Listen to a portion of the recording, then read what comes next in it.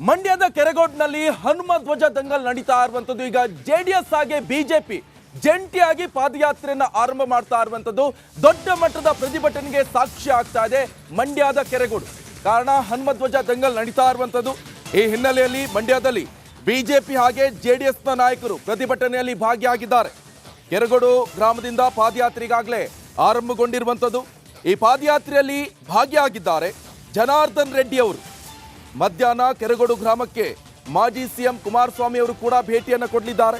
ಸ್ವಯಂ ಪ್ರೇರಿತವಾಗಿ ಅಂಗಡಿಗಳನ್ನ ಈಗಾಗಲೇ ಮುಚ್ಚುತ್ತಾ ಇದ್ದಾರೆ ವರ್ತಕರು. ಅಂಗಡಿಗಳನ್ನ ಬಂದ್ ಮಾಡಿ ಹೋರಾಟಕ್ಕೆ ಬೆಂಬಲವನ್ನ ಸೂಚನೆಯನ್ನ ಕೊಡ್ತಾ ಇರುವಂತದ್ದು ಈಗಾಗಲೇ ಗಮನಿಸ್ತಾ ಇದ್ವಿ. ಮಂಡ್ಯದಲ್ಲಿ ಯಾವ ರೀತಿಯಾಗಿ ಪ್ರತಿಭಟನೆ ಕಾವು ಜೋರಾಗ್ತಾ ಇದೆ ಅಂತ ನಿನ್ನೆಷ್ಟೇ ಗಮನಿಸಿದ್ವಿ. ಲಾಠಿ ಪ್ರಹಾರ ಕೂಡ ಆಯಿತು. ದೊಡ್ಡ ಮಟ್ಟದಲ್ಲಿ ಪ್ರತಿಭಟನೆಗೆ ಮಂಡ್ಯ ಸಾಕ್ಷಿ ಆಯಿತು. ಇವತ್ತು ಕೂಡ ಬಿಜೆಪಿ ಜೆಡಿಎಸ್ ನಾಯಕರ ಜೊತೆಗೆ ಈಗ ಜನಾರ್ದನ್ ರೆಡ್ಡಿ ಕೂಡ ಎಂಟ್ರಿಯನ್ನ ಕೊಟ್ಟಿರುವಂತದ್ದು. ಪಾದಯಾತ್ರೆಗೆ ಜನಾರ್ದನ್ ರೆಡ್ಡಿ ಅವರು ಕೂಡ ಎಂಟ್ರಿಯನ್ನ ಕೊಟ್ಟಿದ್ದಾರೆ. ದೊಡ್ಡ ಮಟ್ಟದ ಪ್ರತಿಭಟನೆಗೆ ಸಾಕ್ಷಿ ಆಗ್ತಾ ಇದೆ ಮಂಡ್ಯದ ಕೆರೆಗೋಡು ಗ್ರಾಮ. ಬಗ್ಗೆ ಹೆಚ್ಚಿನ ಡೀಟೇಲ್ಸ್ ಅನ್ನು ಕೊಡ್ತಾರೆ ನಮ್ಮ ಸಹೋದ್ಯೋಗಿ ಆದಂತಹ ದಿವೀತ್. ನೇರ ಸಂಪರ್ಕದಲ್ಲಿ ಜಾಯ್ನ್ ಆಗಿದ್ದಾರೆ ಮಂಡ್ಯದ ಕೆರೆಗೋಡ್ನಲ್ಲಿ. ದಿವೀತ್, ಸದ್ಯ ಏನಾಗ್ತಾ ಇದೆ? ಈಗಾಗಲೇ ಜನಾರ್ದನ್ ರೆಡ್ಡಿ ಕೂಡ ಬಂದಿದ್ದಾರೆ. ಯಾರೆಲ್ಲ ಬರ್ತಾರೆ ಇದರಲ್ಲಿ ಈಗ ಪ್ರತಿಭಟನೆಯಲ್ಲಿ ಭಾಗಿಯಾಗ್ತಾ ಇದೆ?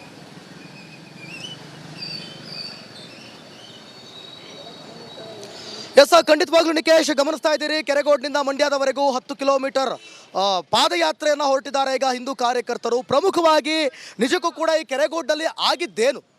ಇದು ಧಾರ್ಮಿಕ ವಿಚಾರಣೆ, ಧಾರ್ಮಿಕ ಆಚರಣೆ, ಧಾರ್ಮಿಕ ವಿಚಾರ. ಯಾವುದೇ ಕಾರಣಕ್ಕೂ ರಾಜಕೀಯವಾಗಿ ಅಥವಾ ಇಲ್ಲಿ ರಾಜಕೀಯವಾಗಿ ಆಚರಣೆ ಮಾಡ್ತಿದ್ದೋ ಅಥವಾ ಇನ್ನೊಂದೇನೋ ಬೇಳೆ ಬೇಯಿಸ್ಕೊಳ್ಳೋಕ್ಕೋ ಅಲ್ಲ. ಅವರ ಧರ್ಮದ ಆಚರಣೆಯನ್ನು ಅವರು ನೀಟಾಗಿ ಬಹಳ ಶಾಂತಿಯುತವಾಗಿ ಮಾಡ್ತಾಯಿದ್ರು. ಆದರೆ ಆ ಸಂದರ್ಭದಲ್ಲಿ ಏನಾಯಿತು, ಈ ಹಿಂದೆ ಪರ್ಮಿಷನ್ ತಗೊಂಡಿದ್ರು ಕೂಡ ಪರ್ಮಿಷನ್ ಕೊಟ್ಟಿಲ್ಲ. ಆದರೆ ಅವರು ಭಗವಧ್ವಜವನ್ನು ಹಾರಿಸಿದ್ರು. ಅವ್ರು ಇಲ್ಲಿನ ಸ್ಥಳೀಯರು ಹೇಳ್ತಾ ಇದ್ರು, ಒಂದು ರೀತಿಯಲ್ಲಿ ಬರ್ಬೋದಿತ್ತು, MLA ಬರ್ಬೋದಿತ್ತು, ನೋಡಪ್ಪ ಕಾನೂನು ಕ್ರಮ ತೆಗೆದುಕೊಳ್ತೀವಿ ಅಂತ ಹೇಳ್ಬೋದಿತ್ತು, ಮತ್ತು ಎಲ್ಲ ರೀತಿ ಪರ್ಮಿಷನ್ ಕೊಡಿಸ್ತೀನಿ ಅಂತ ಹೇಳ್ಬೋದಿತ್ತು. ಆದರೆ ರಾಜಕೀಯವಾಗಿ ಇಲ್ಲಿ ಯಾಕೆ ಎಂಟ್ರಿ ಕೊಟ್ಟರು? ಅವ್ರು ಯಾರೋ ಹೇಳಿದ್ರು ಅಂತ ಯಾಕೆ ಭಗವಧ್ವಜವನ್ನು ಕೆಳಗಿಳಿಸುವಂಥ ಪ್ರಯತ್ನ ಮಾಡಿದ್ರು? ಈ ಎಲ್ಲ ಆಗ್ತಿರುವಂಥ ಬೆನ್ನಲ್ಲಿ ಇವತ್ತು ಪಾದಯಾತ್ರೆ ಇತ್ತು. ಈ ಸಂದರ್ಭದಲ್ಲಿ ಇವತ್ತು ಜನಾರ್ದನ್ ರೆಡ್ಡಿ ಕೂಡ ಅವರು ಆಗಮಿಸಿದ್ದಾರೆ. ಅವರು ಅವರ ಫೇಸ್ಬುಕ್ ಅಕೌಂಟ್ನಲ್ಲೂ ಕೂಡ ಹಾಕ್ಕೊಂಡಿದ್ರು, ನಾನು ಕೆರೆಗೋಡಿಗೆ ಹೋಗ್ತಾ ಇದ್ದೀನಿ ಅಂತೇಳಿ. ಈಗ ಆಗಮಿಸಿದಂಥ ಬೆನ್ನಲ್ಲಿ ಏನು ಪಾದಯಾತ್ರೆ ಕೂಡ ಹೊರಡ್ತಾ ಇದೆ. ಎಸ್, ನೀವು ಗಮನಿಸ್ತಾ ಇರ್ಬೋದು.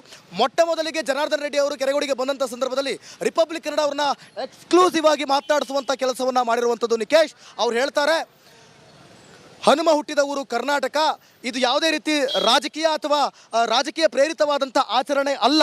ಇದು ಕೇವಲ ಧರ್ಮದ ಆಚರಣೆ, ನಮ್ಮ ಹಿಂದೂ ಧರ್ಮದ ಆಚರಣೆ.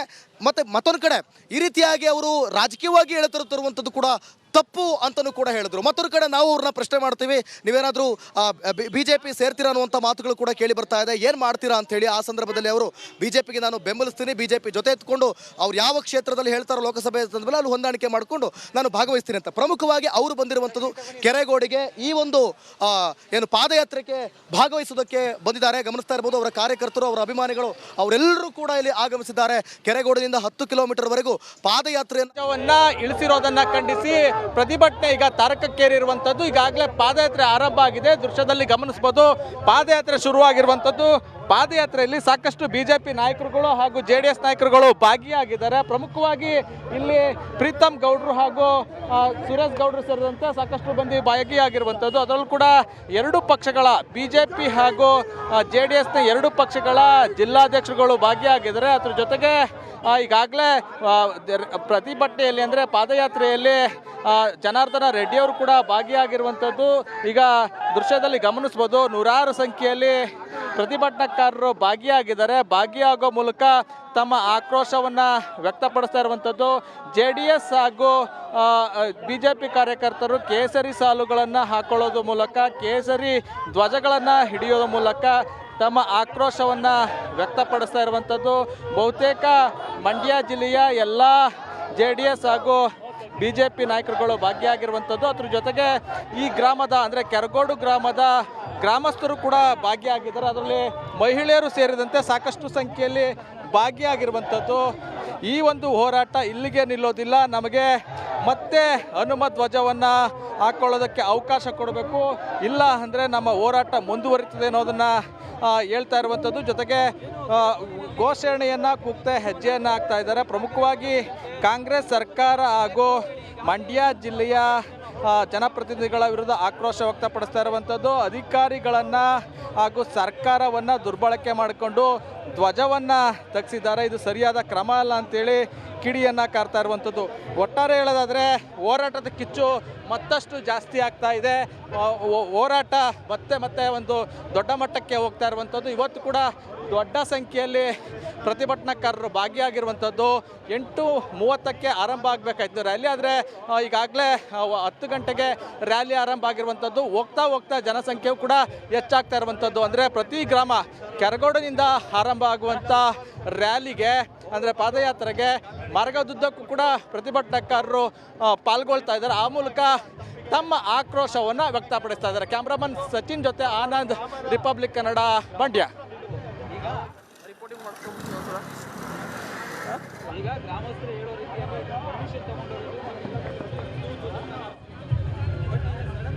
ಈಗಾಗಲೇ ಗಮನಿಸ್ತಾ ಇದ್ವಿ, ಒಂದ್ ಕಡೆ ದೊಡ್ಡ ಮಟ್ಟದಲ್ಲಿ ಪ್ರತಿಭಟನೆಗೆ ಸಾಕ್ಷಿ ಆಗ್ತಾ ಇರುವಂತದ್ದು ಮಂಡ್ಯದ ಕೆರೆಗೋಡು.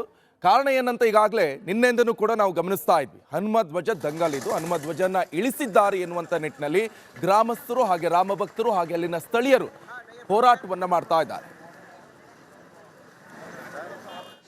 ಹಾಗೆ ಸಾಕ್ಷಾತ್ ಹನುಮದೇವರಂದರೆ ಕಲಿಯುಗದ ಪ್ರತ್ಯಕ್ಷ ದೈವ.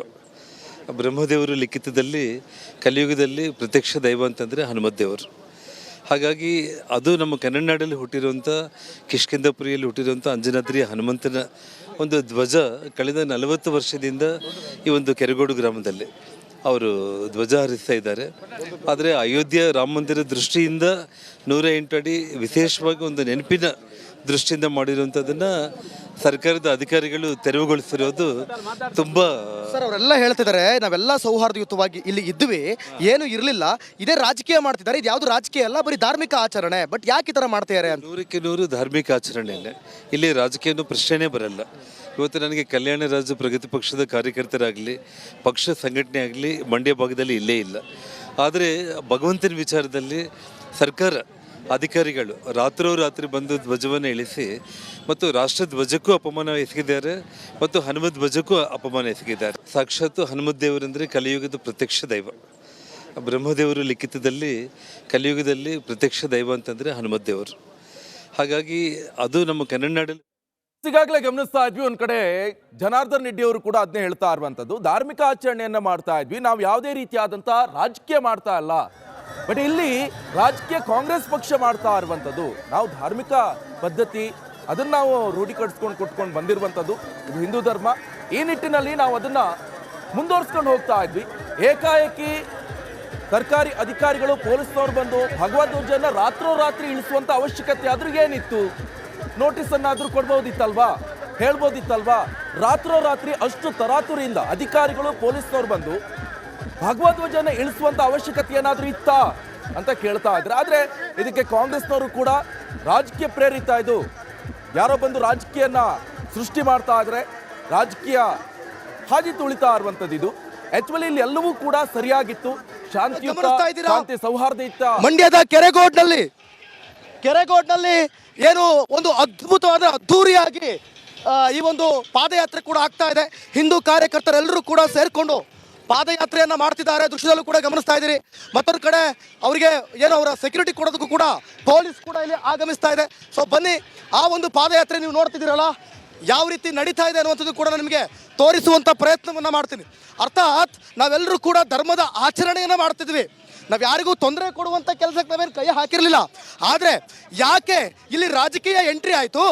ಯಾಕೆ ಇಲ್ಲಿ ಅವರೆಲ್ಲ ಬಂದು ಅಧಿಕಾರಿಗಳೆಲ್ಲ ಬಂದು ಭಗವಧ್ವಜವನ್ನು ಇಳಿಸುವಂಥ ಕೆಲಸ ಮಾಡಿದ್ರು?